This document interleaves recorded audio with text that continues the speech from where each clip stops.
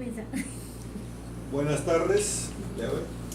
La sesión de hoy día trata sobre personas y familia en Roma. Vamos a tratar la persona natural, la persona jurídica, familia, el matrimonio, el divorcio. ¿Ven? ¿Cómo era en Roma?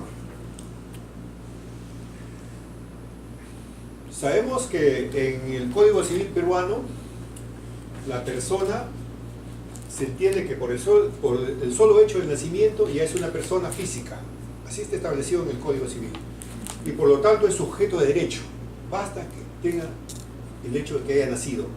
Entonces, ese sujeto de derecho también tiene capacidad jurídica. Eso estamos hablando en el Código Civil peruano. Y esto está prescrito en el artículo 29 del Código Civil peruano. Entonces, en este ordenamiento jurídico se reconoce también la condición de persona a determinados entes colectivos. ¿Y los entes colectivos qué son? Son lo que llamamos personas jurídicas. Y las personas jurídicas pueden ser corporaciones, fundaciones, asociaciones, teniendo pues, como vuelvo a reiterar, la condición de persona jurídica y la persona jurídica también es sujeto de derecho. Estamos hablando la relación que tiene el Código Civil peruano con la relación de persona como era considerado en Roma. Entonces, la introducción es esto, meramente hablamos de lo que sucede actualmente y lo que está prescrito en nuestro Código Civil. Código Civil peruano. Y la persona en Roma, ¿cómo era considerada?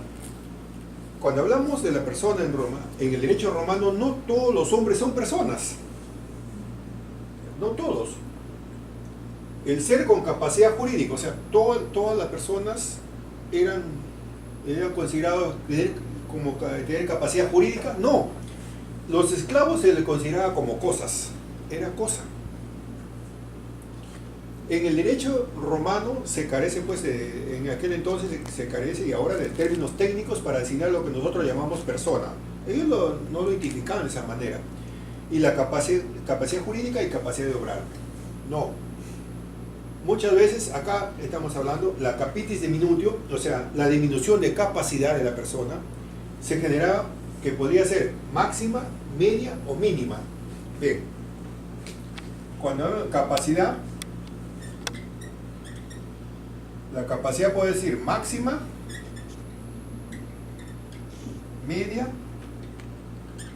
o mínima. Así era considerado la capacidad en Roma. Máxima cuando afecta a la libertad. Le explicaré más adelante en qué motivo. Media cuando afecta la ciudadanía de la persona. Y mínima la que afecta la posición de la familia. O sea, mínima, la capacidad mínima afectaba muchas veces también la posición que se encontraba esa persona dentro de la familia. Pero explicaremos por qué era la capacidad mínima en familia. Un ejemplo de capitis diminutio máximo. Miren, porque en Roma también la capacidad, o sea, de disminución máxima. Cuando un ciudadano romano caía prisionero del enemigo, el conjunto del hombre libre experimentaba una disminución en una cabeza. ¿Qué quiere decir? Que en ese seno familiar se perdía una cabeza, se perdía un familiar. Entonces, y a su vez que había un miembro menos en el grupo familiar que se había perdido, el prisionero también sufría disminución en su capacidad al perder su libertad. Pero si era ciudadano romano, pero es que caía en poder del enemigo, entonces ya estaba como esclavo, también perdía la capacidad de dominio máximo. Así era considerado en Roma. Ahora vemos el caso de todo lo contrario en el ámbito familiar. Capacidad diminuto mínima. Cuando una persona se emancipaba, la familia sufre capitis diminutio mínimo. ¿Por qué? Porque el emancipado, o sea, la persona que salía del seno familiar, no sufre una disminución de su capacidad, sino más bien todo lo contrario. ¿Qué pasa? Este señor va a adquirir mayor capacidad más bien. Claro. ¿Por qué? Porque va a contraer matrimonio y a su vez como va contra el matrimonio, adquiere una mayor capacidad. Es todo lo contrario. ¿Ya entendieron? Entonces, entre la forma, entre la diferencia entre el capitis diminutio máximo, cuando un seno familiar perdía a un miembro y ese miembro que caía prisionero en el enemigo, prácticamente sufría disminución en su capacidad de perder su libertad, porque no podía ejercerlo. En cambio acá no. En la cuestión familiar es la capitis diminutio mínimo, debido a que al emanciparse, el emancipado adquiere mayor capacidad inclusive, porque ya va a ser sujeto capaz de derecho solo, libre. ¿Se dan cuenta cómo era? ¿Y qué es la capacidad en Roma? Porque estamos, por ejemplo, nosotros mencionamos el objeto es capaz, ¿no? O tú eres capaz.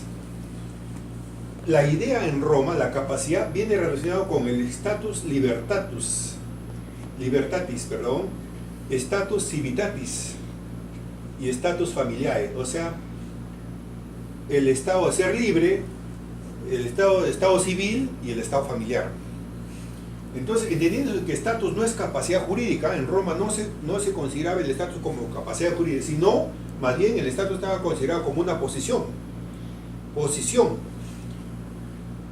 Situación jurídica también. ¿Cuál era la situación jurídica? Así se consideraba.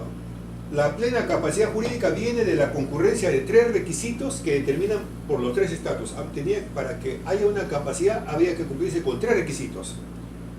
Tenía que ser el hombre libre, tenía que ser ciudadano y ser persona sui juris, o sea, de pleno derecho, que tenga plena autonomía por sí mismo, que nadie lo domine. Es no estar sometido a la potestad de otra persona. Esos eran los 3 requisitos para la capacidad en Roma.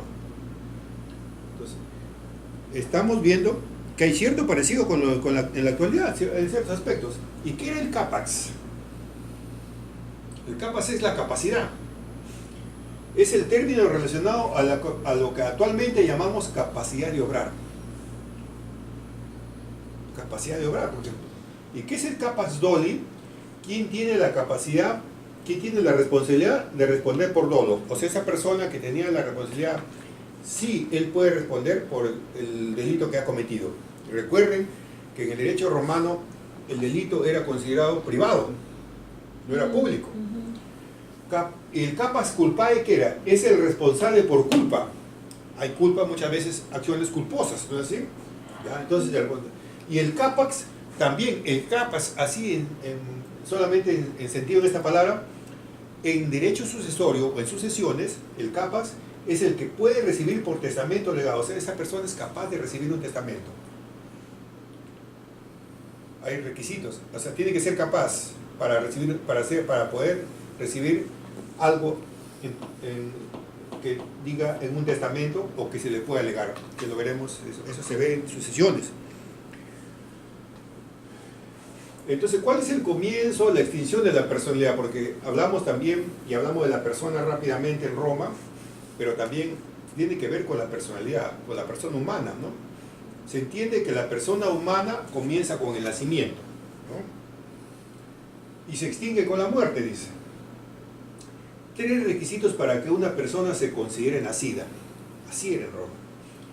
Tenía que haber un nacimiento real, ¿no? Y que exista desprendimiento total del claustro materno. Primer requisito. Segundo requisito, el nacimiento con vida, ¿no? O sea, debe expresar una manifestación de vida. Dice, para efecto de derecho sucesorio, puede ser interesante si el feto llega a vivir unos instantes. O sea, tiene que vivir, por lo menos, un determinado tiempo, por más pequeño que sea, para cuestión de sucesiones. No está todo claro si los juristas romanos pues llegaron a exigir, o sea, el requisito moderno de la viabilidad, o sea, lo que actualmente decimos, entendiéndose la posibilidad de que el feto puede seguir viviendo. No está claro, o sea, hay algo confuso por eso, pero lo que se tiene entendido es que basta que el feto que nacía, por lo menos tenía que tener un determinado tiempo de vida para que pueda ser objeto de sujeto de derecho. ¿A qué le entienden? Para que pueda ser, en todo caso, de términos en que tenga derecho a sucesión, a cuestiones sucesorias, ¿no? El otro requisito también que se consideraba en este comienzo y extinción de la personalidad es la figura humana. ¿no? Hubo un registro de nacimientos. En Roma ya hubo un registro de nacimientos en la época de Augusto. Es decir, recuerdan también que cuando vemos algunas películas religiosas, el nacimiento del niño Jesús, Belén, que todo el mundo tenía que irse a un determinado lugar porque iba a haber censo, y el niño que nacía también tenía que ser censado, ¿no es así? Entonces, una especie de registro de nacimiento en Roma. Entonces, pero ese registro de nacimiento era reservado solo para los hijos legítimos. Eso es en los albores del imperio, ¿no? Pero con Marco Aurelio, ya por el año 161 después de Cristo, ya obligaba a la profesio o declaración del padre dentro de los 30 días del nacimiento, fuese o no legítimo. ¿Tiene un parecido con la actualidad? Ahora también se obliga a los padres que vayan a hacer el registro correspondiente, ¿no es así? Pues entonces ven cómo el derecho romano influye en el derecho civil actual. Esto algo tiene, pues. Por eso es que se enseña el derecho romano. La muerte. La muerte, o sea, la persona se extingue con la muerte. Ahora, actualmente en el Código Civil también así se prescribe. En el caso de que, por ejemplo, en el caso de que varias personas perezcan conjuntamente en un siniestro, se considera que todos han muerto a la vez. El derecho justinianeo conoce presunciones de premoriencia en casos concretos. Ah, ¿y qué es la premoriencia?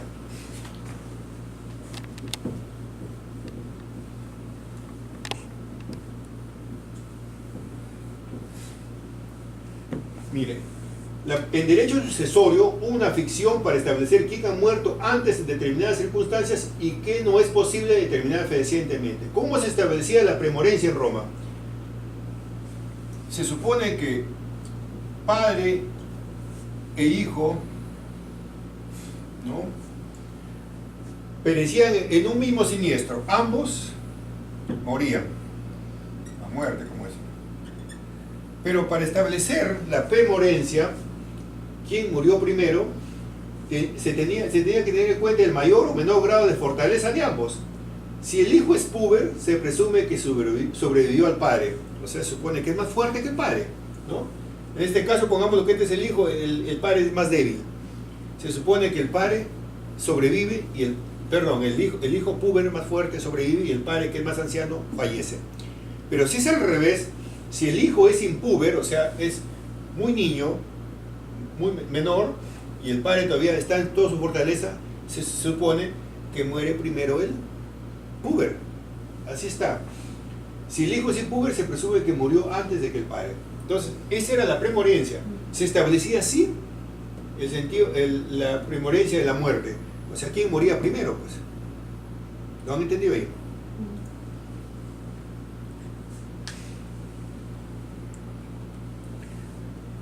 Y la capacidad de obrar. La capacidad de obrar, por ejemplo, es entendida como la capacidad para ejercer múltiples aspectos. Nosotros tenemos capacidad de obrar, ¿no es así? Para negociar, capacidad jurídica y capacidad delictual o la aptitud para cometer delitos. Nosotros somos agente capaz, ¿no es así? Y podemos realizar contratos, negociaciones, compraventas, tenemos la capacidad. Pero también hay capacidad, ese sujeto es capaz, puede cometer algún delito, así lo calificaban en aquel entonces en Roma. Se tiene que tener en cuenta factores para considerar la capacidad de obrar, como la edad, la enfermedad mental, el sexo y la prodigalidad. La edad, por ejemplo, para la capacidad de obrar, hay que distinguir dos clases de personas: los púberes, más de 12 años, y los impúberes, hasta los 12 años. Los púberes tienen la capacidad de obrar, o sea, más de 12 años ya tenían la capacidad de obrar. Ahí viene, en este cuadro. Los púberes, para adquirir esa condición, según la escuela de los sabinianos, pasaban al inspectio corporum, que era una especie de inspección del cuerpo. O sea, inspeccionaban todo el cuerpo, lo auscultaban, veían sus... Entonces, con Justiniano, los púberes eran los hombres a partir de los 14 años y las mujeres a partir de los 12 años. Así se estableció en la época de Justiniano. Y los impúberes, había clasificaciones. Los infants eran hasta los 7 años, o sea, los menores, ¿no? Los impúberes mayores de 7 a 12 años, niñas hasta los 14 años. Los varones pueden realizar negocios jurídicos siempre que se les beneficie. O sea, los impúberes podían realizar algunos negocios jurídicos por decir que les sea beneficioso para ellos. Una donación en su favor, podían realizarlo. Ahora, los impúberes mayores tienen la autoritas de un tutor cuando alguien les dona algo. Tenían que estar debidamente controlados por un tutor. Y tienen capacidad delictual en cuanto a delitos jus civile, pero no responden por delitos jus honorarium. ¿Y qué es? Acá menciono, ¿qué son los delitos jus civiles? Los delitos jus civiles eran el robo, el daño en propiedad ajena y lesiones. Los jus civiles están en el aula, ya virtual. Y los jus honorarium eran la rapiña, la intimidación, el dolo, el fraus creditorium, que es el delito privado pretoriano que consiste en una ejecución del deudor con intención de hacerse insolvente. Miren, la ejecución de un deudor con la intención de hacerse insolvente es cuando una persona se declara en quiebra actualmente, ¿no es así? Para no pagar ciertas deudas. Ya existía también en Roma. Se sancionaba. Entonces ve que tiene mucha influencia entonces en los aspectos del derecho romano también en la vida actual jurídica que nosotros estamos llevando a cabo. Los púberes. Al llegar a la pubertad se tenía la capacidad de obrar, se supone, toda persona. Pero con la finalidad de que los mayores de 25 años fueran engañados, todavía se supone que muchas veces eran ingenuos, por su inexperiencia, surge la lex plaetoria o laetoria, o sea, la ley plaetoria o laetoria, en que el indicado puber podía pues rescindir de un negocio.